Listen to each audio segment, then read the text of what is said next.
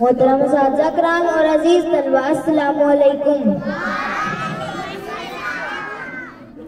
معزز سامعین، آج میری تقریر کا موضوع ہے نبی کریم صلی اللہ علیہ وسلم کا پیغام امن و اخوت۔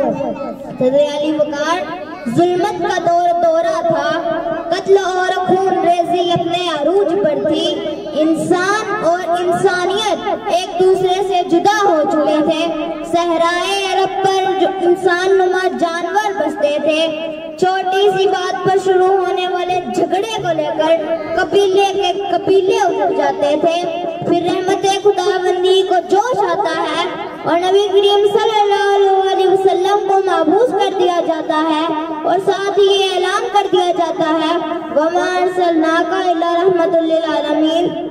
اس پر کسی شاعر نے یوں کہا ہے، شب ظلمت مٹانے کو محمد مصطفیٰ آئے، شب ظلمت مٹانے کو محمد مصطفیٰ آئے، چراغ حق جلانے کو محمد مصطفیٰ آئے۔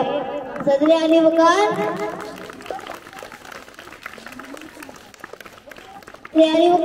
نبی کریم صلی اللہ علیہ وسلم نے آتے ہی لوگوں کو یہ باور کروانے کی کوشش کی کہ تم سب آدم اور حوا کی اولاد ہو، کسی قبیلے، گروہ یا فرقے کا حصہ نہیں۔ پھر یہ جھگڑا کیسا، پھر یہ تفریق کیسی؟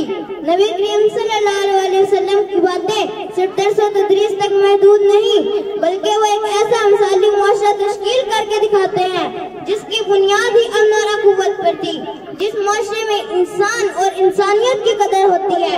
آپ کی حیات طیبہ ہمیں سکھاتی ہے کہ پوری دنیا میں کوئی چھوٹا یا بڑا، گورا یا کالا، عربی آجمی نہیں ہے، بلکہ سب انسان برابر ہیں۔ نبی کریم صلی اللہ علیہ وسلم نے ارشاد فرمایا، تم میں سے بہترین وہ ہے جو دوسروں کے لیے بہتر ہے، یعنی اسلام کا پیغام کسی کو نقصان پہنچانے کا نہیں، بلکہ امن اور بھائی چارہ قائم کرنے کا ہے۔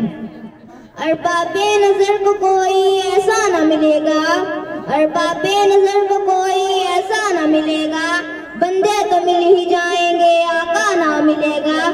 تاریخ اگر ڈھونڈے گی ثانی محمد، تاریخ اگر ڈھونڈے گی ثانی محمد، ثانی تو بڑی چیز ہے، سایہ نہ ملے گا۔ صدر علی وقار، نبی کریم صلی اللہ علیہ وسلم پیغمبر امن بن کر تشریف لائے۔ آپ صلی اللہ علیہ وسلم نے ہمیشہ سے معاشرے کو امن اور اخوت کی تلقین کی۔ نبی کریم صلی اللہ علیہ وسلم، آج اگر ہم نبی کریم صلی اللہ علیہ وسلم کی حیات طیبہ کو اپنا لیں تو نہ ہمارے گھروں میں جھگڑے ہوں گے اور نہ معاشرے میں نفرت رہے گی۔